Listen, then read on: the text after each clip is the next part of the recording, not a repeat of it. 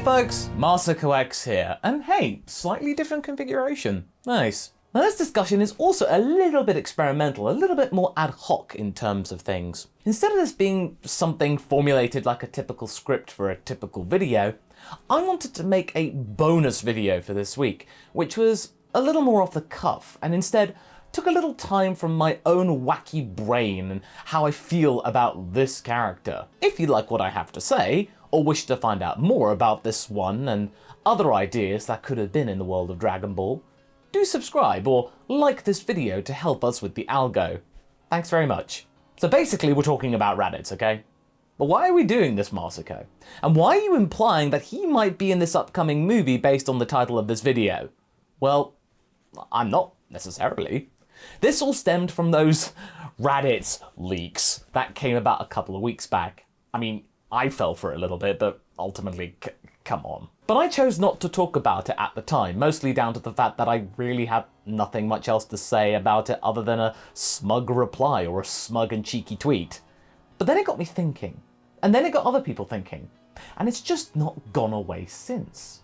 And now there are more and more people speculating about whether this could be the surprise twist in the movie of the third act. After all, the Red Ribbon Army isn't exactly known for being humane with their experimentations in regards to androids, are they? Even when you take into account the fact that the Red Ribbon Army that we're seeing in this movie and Dr. Gero may be two completely separate entities, because I wouldn't be surprised if you see a bit of dialogue with those two guys from the Red Ribbon Army now and Dr. Hedo saying, "Oh, Gero, oh, don't listen to that guy. Oh, he was just kooky. He was a kooky old man in a cave. But hey, a crazy guy with auspiciously baggy pants. And perfect cell." Today, I wanted to briefly discuss why I believe having this character return in this movie could be a good thing, and why it could also be a bad thing. Yes, I am known as that guy who stands Raditz a little bit too hard for his own health, and annoys people about it on social media sometimes, and I don't mind that.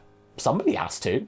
And besides, I've met so many cool people being a Raditz fan, and fun fact, one of my brother's friends used to call him Raditz since he's about maybe 4 or 5 inches taller than me and used to have long hair. And also this friend was a fan of DBZA, so do you see the connection? It was destiny for me to talk about Raditz, I tell you. But when I start to look at all the rumors and ideas floating about as to why Raditz could be in this movie, as opposed to being a slightly different variation of Perfect Cell, which would make a lot more sense, from the depths of the R&D department of the Red Ribbon Army, I don't think it might be right for Raditz to be what's cooking down there. I mean, of course, I would love to see Raditz come back in some shape or form, given the better shot at it, but if you remember my previous discussion video on this matter, link up top if you're curious, logically, it just wouldn't make a darn lick of sense. But it would be silly fun though. So let's get started as to why this isn't a good idea. Okay, first of all, it simply is too ridiculous. Raditz coming back as an android, what? Yes, granted, it's Dragon Ball and Dragon Ball can be rather kooky, but this is Hero's level of tomfoolery. Why don't you just do it there? I mean, come on. I mean, when I first saw that shot of Raditz, what looked like inside some chamber, and that Carmine guy looming over him as some kind of, I didn't want to do this, but then we gotta bring him out or something like that, I was just thinking, oh, come on. The idea of Raditz coming in the third act, stop it. That would just be a little bit too silly from even my own warped sense of what Dragon Ball should be based on the what-ifs I've done for many, many years at this point. I just think that Raditz needs to be in the Saiyan saga, or needs to be his own character, rather than being some kind of mechanical android. I mean, how much of Raditz would be left in that noggin of his if he's been left in a cool box for decades? There's got to be some ramifications as to that, right? I mean, cryostasis isn't best known for its safe and logical practices, right? And also, why would the Red Ribbon Army do this now, rather than the Android saga, where it could have had a little more impact? Because if you had Raditz in cold storage and Gero may have known about it, just get him. Get Raditz. You had that connection to Goku. Imagine the narrative poignancy that, oh, the best way to take down Son Goku is with seemingly his own kin. If I make a mechanical version of his brother, then the actual vengeance will be all the sweeter. I mean, he wouldn't really care about Raditz's well-being there, but having Raditz come back as an android as the android, and maybe even as Android 19 as a replacement, that would have actually made for some really shocking revelations in the Android saga. But hey, we didn't get that. It wouldn't really make much sense now because Raditz would be woefully underpowered by comparison, but then again you have a lot of R&D and information as to androids and battle powers and whatnot. They do have the information, this new Red Ribbon Army lot. I don't know, it feels a little bit confusing as to why they're doing this now, rather than they could have done it earlier and it had more of an impact potentially. And then you ask the question, what are the writers and Toriyama trying to achieve here? Is this simply for the sake of narrative venturing, thinking outside the box? Or is it simply to get attention? If it's the latter, don't do it. If you're mainly here just to get some clicks and you're writing it mainly for the fact that it'll get attention, your heart's not really in it. And believe me, I've been around on the internet making this kind of stuff for over 15 years. You've really got to have a level of passion to be able to continue with this meaningfully. If Toyotaro and Toriyama or the staff at Shueisha and the Dragon Room are thinking, oh, let's bring back Raditz because it'll get loads of people watching the movie, especially after the really shaky introduction of the animation style a while back, and yes, we've not forgotten about that initial reaction, even though I had no personal qualms with it. It's just not gonna sit well, because people will know. People will just go, oh, you're just doing this just to make things look wacky, just trying to get buzz or something like that. But come on, this is Dragon Ball. You already have buzz. You've got a movie coming out. The first movie since 2019. Yeah, people are gonna go and watch it, so you really don't need to really overextend yourself. And okay, supposing that Raditz is the person they're going to bring back in the third act. Why? There's really little time in the movie to establish Raditz's personality or whatever bio-Raditz is here before he's most likely going to be taken out by Gohan or Piccolo or somebody else. Why bother?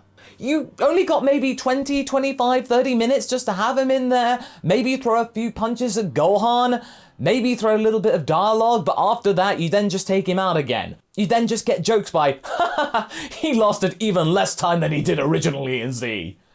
I mean, I don't think that's really going to do Raditz's legacy any good, quite frankly. How would Gohan interact with Raditz anyway? Because he would remember Raditz from his youth, obviously. I mean, hey, you being locked in a Saiyan pod against your will, that kind of sticks with you, and you have a rage boost, and he was involved with your father's first demise. Yeah, that would do that to you.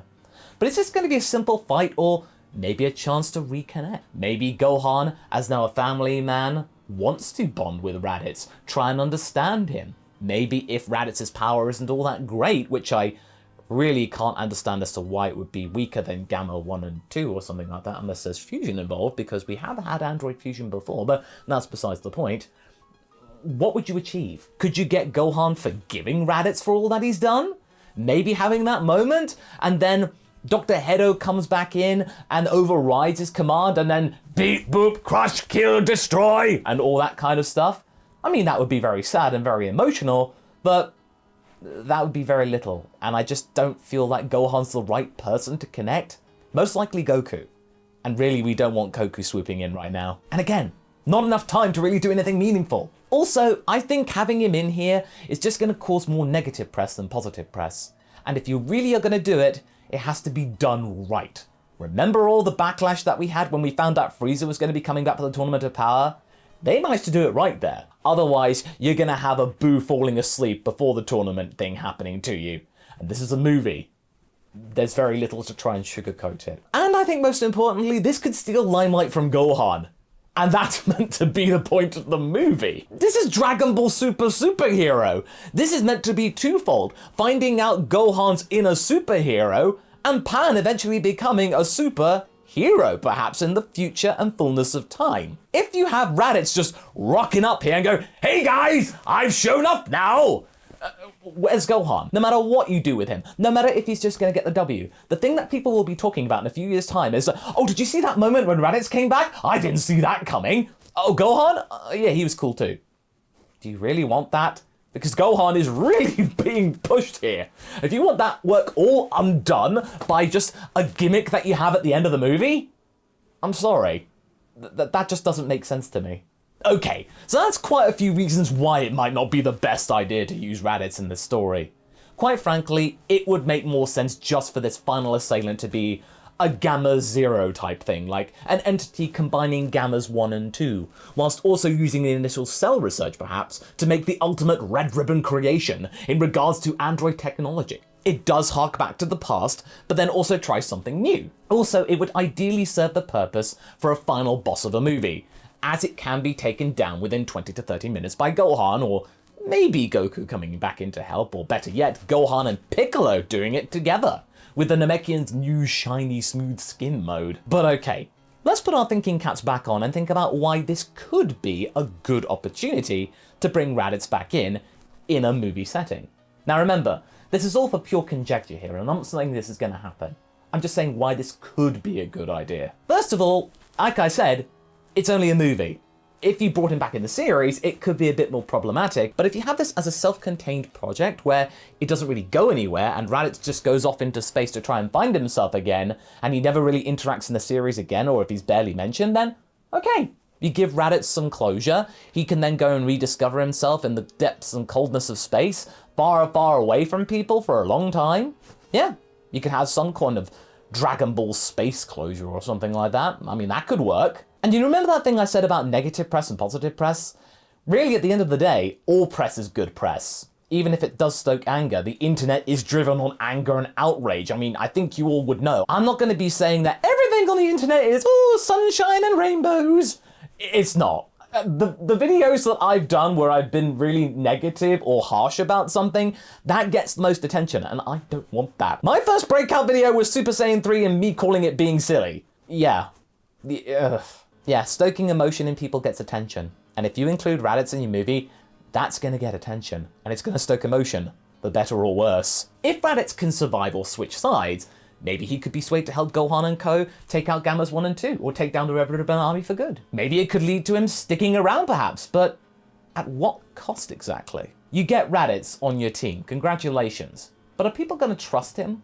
I mean, okay, you can have Raditz in there as an android because we have androids 17 and 18. They've been able to function just fine. What could you do with Raditz? Would he want to interact with people? Would he want to settle down and have a life for himself or something like that? Or would he just want to, as I said before, just go out into space and discover it as a free Saiyan? I mean, it's really open and shut, but yeah, there's potential of opportunity there. And also, there is a chance to fully develop his character in-universe. And I think we'd all like that. And it's not exactly hard to do, since we had very little to go on to begin with. As far as we can tell, Raditz is the brother of Goku. He's slightly more cowardly than the average Saiyan, but he's also extra resourceful, and that's why he survived. I feel like you can easily have something going here where you just get a very sneaky, shrewd, and very careful Saiyan, a calculating one. One that doesn't act like a typical monkey, and instead is able to find his feet using some sort of newly founded charisma or something like that from being an android and much more powerful than the average Saiyan would have been. Yeah, I think he could have had something fun here. And also, narratively speaking, Raditz and Goku reconciling is a very wholesome moment to be had. Considering we saw a moment in the manga, especially recently, where Bardock wished for his boys to thrive, and then we saw the first time that they met, they ended up killing each other with Piccolo's help. Maybe it might be better the second time around, yeah? I mean, I think Goku and Raditz right now, they could actually have a laugh about that first time because they're both alive now to some extent. Ha! Remember that fight? Oh, I was so scared back then. You have to be very careful with your dialogue because, again, this is the end of the movie. You don't want to get yourself bogged down when it's meant to be the big battle. Remember the Broly movie? That was mostly at the end to do with Gogeta and Broly. You don't want to get bogged down with touchy-feely stuff at the end of the movie. That's mainly for the first act and a little bit of the second act. Or maybe very right at the end as some kind of open-ended conclusion. So you've got to be very careful where you pick and choose where to put it. And also, having Raditz back in here, maybe going forward, it's another chance to learn about Saiyan lore in the fullness of time. And Goku finding more about Gine straight from the monkey's mouth. If you've got Raditz there, he can easily tell Goku about what his parents were like on the daily. More about Gine. And I think we all like to hear more about Gine. Come on, I know you. I know you want to find out more about her. And yes, simply put, it would look cool to see Raditz fighting toe-to-toe again. Yes, I know, this is a little bit of a base desire, but come on. It's more Dragon Ball fighty, punchy, with Gohan versus Raditz. I mean, Now he's beefed up, jacked up with biomechanical upgrades. Now he can actually fight on an equal level relatively, just to see that one more time. For a movie as well, you can just keep it simple, you can keep it formulated, and you keep it very, very lean. But yeah, there we have it. In reality, there are more reasons not to include Raditz in this movie than there are to include him. It all boils down to this being a narrative opportunity and could provide some touching moments. If you want to boil it down even further, the thought is, yeah, Raditz in that movie would be nice. But really, it's just that. Nice. At the same time, it could be a rather silly addition to drum up press and nothing more, and also risk taking away steam from Gohan's hype train, which is something that we really crucially need to preserve and foster. At the end of the day, it is a nice thought for Raditz to be there, but not something that I could probably see happening, nor would I really want to see happen here. If you want to include some touching Raditz moments with the main cast that would not stoke the ire of the fandom too much, who see him nothing more than a tool for the start of Z, just put him in Heroes. Do more there. I mean, they did that recently with having Super Saiyan 3 Raditz fighting some kind of Super Saiyan-y Turles, and at least we know now his hair doesn't grow stupidly long, just the brows change. I guess artists around the world can sleep easy now. But either way, what do you folks think about this? Would you prefer to see Raditz in this movie? Or alternatively, you can sit down to this epic story here, where Raditz turned good, if you wanted to imagine what might have been. And I shall see you in the next video. Catch you later!